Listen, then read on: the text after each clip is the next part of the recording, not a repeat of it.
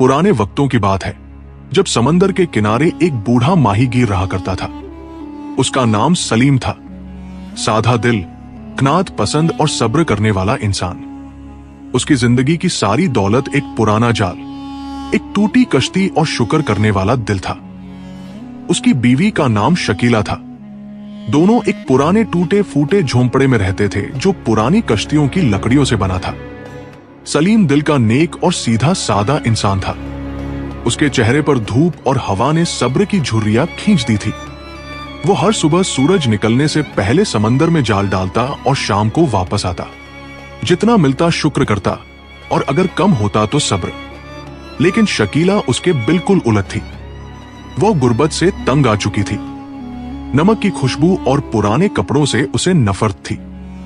अक्सर दिन भर शिकायत करती रहती और सलीम को कहती, आखिर कब तक यूं ही जिएंगे? जरा ताजिरों के घरों को देखो, उनके बीवी बच्चे कैसे रेशमी कपड़े पहनते हैं, और मेरे पास ये पुराना कपड़ा है और ये मिट्टी का बर्तन जिसमें रोज मछली ही पकनी है।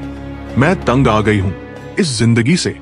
सलीम बस मुस्कुराकर सर झुका लेता और नरमी से उसे दिलासा देता। लेकिन शकीला के दिल से कनात खत्म हो गई थी और अब उसमें सिर्फ लालच भर गया था। एक दिन समंदर बहुत तूफानी था। आसमान पर बादल छाए हुए थे और हवा में नमकीन नमी घुल रही थी। सलीम ने बार बार जाल डाला, मगर हर बार सिर्फ घास फूस और कांटेदार समुद्री जानवर ही निकले। भूख और थकान ने उसे निढाल कर दिया। उसने दिल में कहा, चलो एक बार और जाल डालकर देख लेता हूं, फिर वापस चलूंगा। उसने पूरी ताकत के साथ जाल समंदर में फेंका। जब खींचने लगा तो महसूस हुआ जैसे कोई भारी पत्थर अटक गया हो। बड़ी मुश्किल से जाल किनारे पर खींचा तो वह हैरान रह गया। जाल के बीच में एक अनोखी मछली तड़प रही थी, लेकिन यह आम मछली नहीं थी। उसके तराजू खालिस सोने के थे जो मध्यम धूप में सोने के सिक्कों की तरह चमक रहे थे। आंखें याकूत की तरह लाल थी और पंख रेशमी कपड़े जैसे हल रहे थे। सलीम हैरत से देखता रह गया। उसी लम्हे वो सुनकर चौंक गया जब मछली ने बोलना शुरू किया, ऐ नेक मछुआरे, मुझे वापस समंदर में छोड़ दो। मैं कोई आम मछली नहीं, 7 समंदरों की शहजादी हूं। अगर मुझे आजाद करोगे तो वादा करती हूं कि तुम्हें 3 ख्वाहिशें पूरी करके दूंगी। सलीम को यकीन ही नहीं आया कि मछली बोल सकती है, मगर उसका दिल नरमी से भर गया। उसने कहा, नहीं, मैं कोई ख्वाहिश नहीं मांगता। आजादी सबसे बड़ी नेमत है। जाओ, तुम आजाद हो। उसने मोहब्बत से मछली को उठाया और पानी में छोड़ दिया। मछली ने सोने की दम हिलाकर जैसे सलाम किया और फिर गहराई में गायब हो गई। सलीम शाम को झोंपड़े में लौटा। हाथ खाली थे मगर दिल एक अजीब सुकून से भरा हुआ था। उसने बीवी को सब कुछ सच सच बता दिया। लेकिन शकीला चीख पड़ी, ओ नालायक आदमी, तुम्हें तो अक्ल ही नहीं। जिंदगी का सबसे बड़ा मौका हाथ आया और तुमने जाया कर दिया। 3 ख्वाहिशें मिल सकती थी, महलात, जेवरात, नौकर चाकर, और तुम हो कि खाली हाथ लौट आए। खुदा की कसम, आज की रात मैं इस झोंपड़े में नहीं रहूंगी जब तक तुम दोबारा जाकर उसे न बुलाओ। वो मुसलसल चीखती, कोसती और बुरा भला कहती रही। सलीम भूखा भी था और थका भी। आखिरकार आधी रात को उठ खड़ा हुआ और बोझिल दिल के साथ समंदर के किनारे जा पहुंचा। उसने कांपती आवाज में पुकारा, ऐ सुनहरी मछली, ऐ 7 समंदरों की शहजादी, अगर मेरी आवाज सुन रही हो तो आ जाओ। कुछ ही लम्हों बाद पानी में रोशनी सी फैली और वही सुनहरी मछली सामने आ गई। उसने नर्म लहजे में कहा, नेक मछुआरे, तुमने तो कहा था कि कुछ नहीं चाहते, फिर क्यों बुलाया है? सलीम ने शर्मिंदगी से सर झुका लिया और बोला, मैं तो राजी हूं अपनी हालत पर, मगर मेरी बीवी नहीं मानती। वह चाहती है कि झोंपड़े की बजाय नया और बड़ा घर मिल जाए। सुनहरी मछली ने आहिस्ता कहा, यह तो बड़ी आसान ख्वाहिश थी मेरे लिए अपनी आजादी के बदले। जाओ सलीम, तुम्हारी बीवी की ख्वाहिश पूरी हो गई है।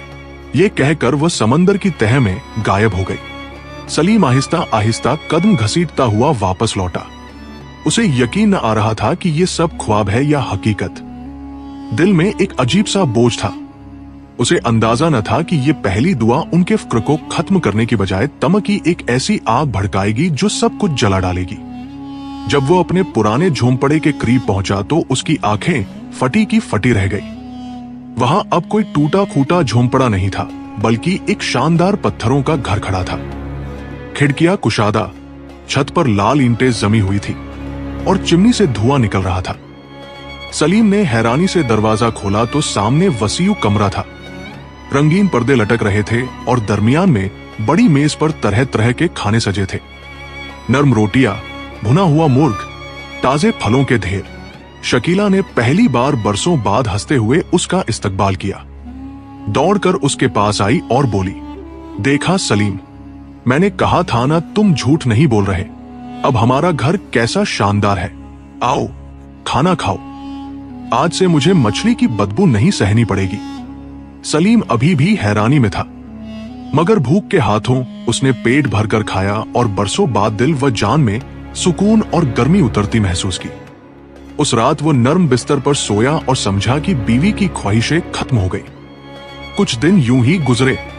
शकीला खुश थी और सलीम शुक्रगुजार। लेकिन एक हफ्ता भी न गुजरा कि शकीला की आंखों में फिर वही लालच झलकने लगा। जब भी शहर की मालदार औरतों को देखती, जो रेशमी कपड़ों और जेवरात से लदी फंदी घोड़ों की बग्घियों में गुजरती, तो उसके दिल में हसद की आग दहकने लगती। एक रात जब सलीम सोने को था तो शकीला ने कहा, ये घर भी मुझे पसंद नहीं। सलीम हैरत से उसकी तरफ देखने लगा। पागल हो गई हो क्या शकीला? ये वही तो था जिसकी तुमने दुआएं की थी। एक अच्छा घर, ढेर सारा खाना।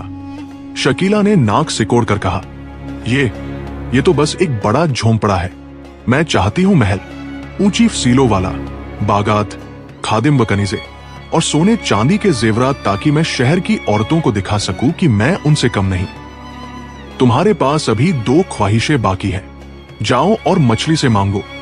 सलीम ने आहिस्तगी से कहा, अल्लाह का खौफ करो शकीला, उसने हमें इतना दिया है जितना ख्वाबों में भी न सोचा था। कनात ही असल दौलत है, तमस सब कुछ बर्बाद कर देता है। लेकिन शकीला भड़क उठी, ये कनात तेरे पास रहेगी। मैं तो दुनिया चाहती हूं। अगर न माना तो समझ लो आज के बाद मेरा मुंह नहीं देख पाओगे।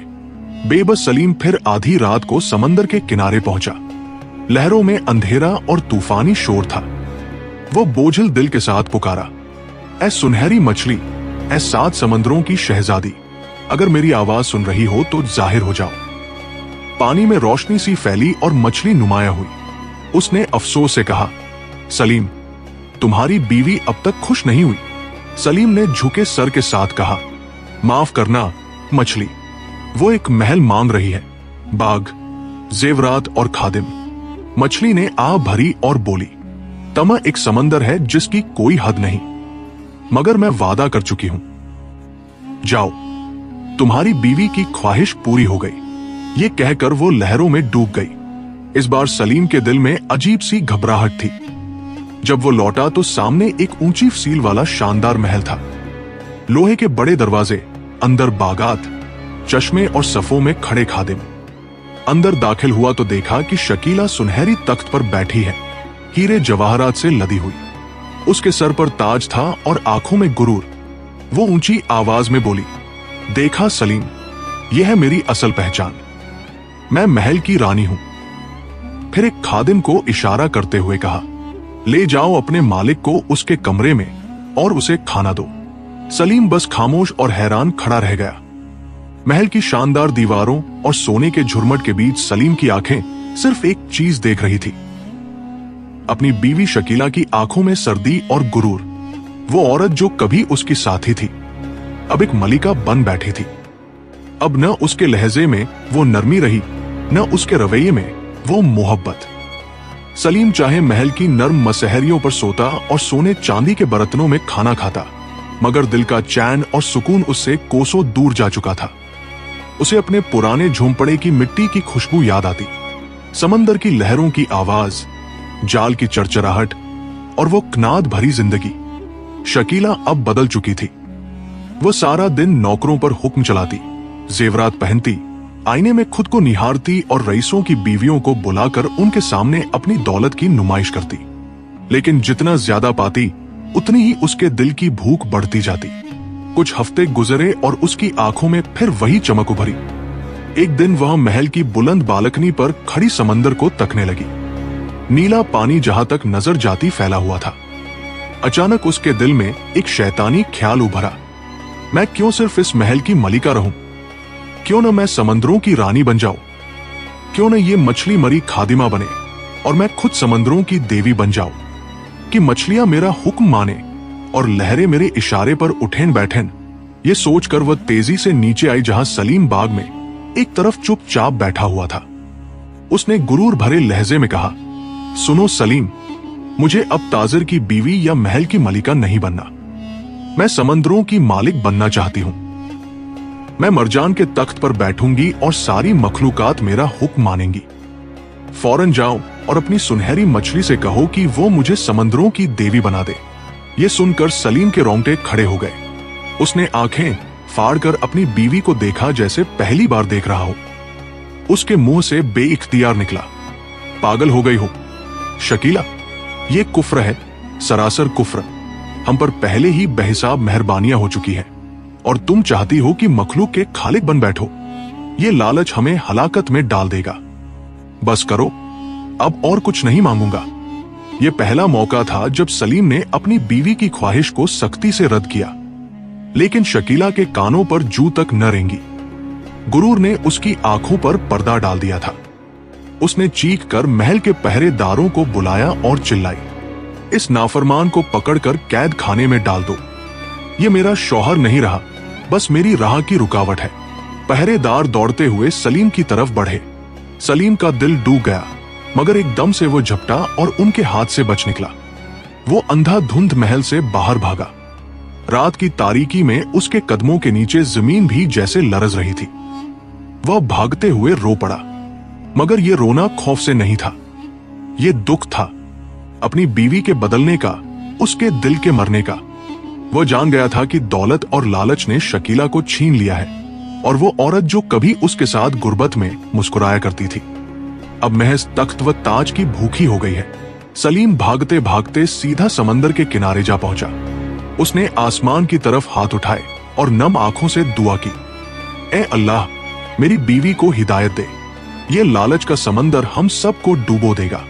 मगर वो अपनी जान के लिए नहीं रो रहा था, बल्कि अपनी बीवी शकीला के लिए रो रहा था, जिसे उसके लालच ने अंधा कर दिया था।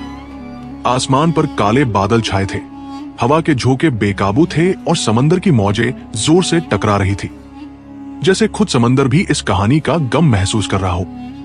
सलीम रुका, गहरी सांस ली और बुलंद आवाज में पुकारा, ए सुनहरी मछली, ए समंदरों की मलिका, मेरी मदद कर।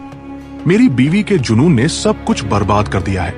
पानी में एक मध्यम सी रोशनी उभरी और सुनहरी मछली नुमाया हुई, मगर आज वो वैसी चमकदार न थी। उसके छलके बुझे बुझे लग रहे थे और उसकी आंखों में गम की गहरी छाप थी। उसने आह भरी और कहा, मैं सब सुन चुकी हूं, ए नेक सयाद। मैंने तुझे पहले भी खबरदार किया था कि तमा एक ऐसा समंदर है जिसकी कोई हद नहीं। तेरी बीवी उसमें गर्क हो चुकी है, यहां तक कि उसका दिल भी डूब गया है। उसने वह चाहा जो न इंसान मांग सकता है, न कोई जिन बर्दाश्त कर सकता है। उसका अंजाम सिर्फ बर्बादी है। सलीम सिसकियां लेते हुए बोला, अब मैं क्या करूं? मैंने सब कुछ खो दिया है, न खुशी रही, न घर बाकी रहा। मछली ने उसे नरमी से जवाब दिया, नहीं सलीम, तूने कुछ नहीं खोया। असल दौलत इंसान की कनात है। जो चीज लालच से मिलती है वो लहर की तरह आती है और लहर की तरह मिट जाती है। जा, लौट जा अपनी असल जिंदगी की तरफ। ये मेरी आखिरी बार थी कि मैं तेरे सामने आई हूं। ये कहकर मछली धुंधले पानी में डूब गई और हमेशा के लिए गायब हो गई। सलीम ने कांपते दिल के साथ पलटकर साहिल की तरफ देखा। जहां कभी एक शानदार महल खड़ा था, वहां अब कुछ भी न था। न बुलंद दीवारें, न बागात, न खिदम व हशम। सिर्फ उसका पुराना झोंपड़ा अकेला खड़ा था, हवा में हिलता हुआ। वो धीरे धीरे झोंपड़े के करीब गया। दरवाजा खोला तो देखा कि शकीला जमीन पर बैठी रो रही है। उसने वही पुराना फटा पुराना लिबास पहना हुआ था और आंखों में शर्मिंदगी और पछतावे का तूफान था। शकीला ने सर उठाकर सलीम की तरफ देखा। उसकी आंखों में वो गुरूर नहीं था, बस टूटा हुआ दिल और नदामत थी। मगर वक्त हाथ से निकल चुका था। सलीम खामोशी से उसके करीब बैठ गया। दोनों कुछ न बोले, सिर्फ समंदर की लहरें शोर मचा रही थी, जैसे वही इस कहानी का इख्तिताम सुना रही हूं। यूं सलीम और शकीला वापस अपनी पुरानी गुर्बत में लौट गए, मगर अब ये गुर्बत पहले से कहीं ज्यादा कड़वी थी, क्योंकि उसके साथ यादों की तलखी और एक सबक भी जड़ा था। उन्होंने जान लिया कि कनात वो खजाना है जिसे कोई लहर छीन नहीं सकती। यहां कहानी खत्म होती है, लेकिन असल सबक दिल में रहता है। तमा इंसान को अंधा कर देता है और कनात ही असल दौलत है।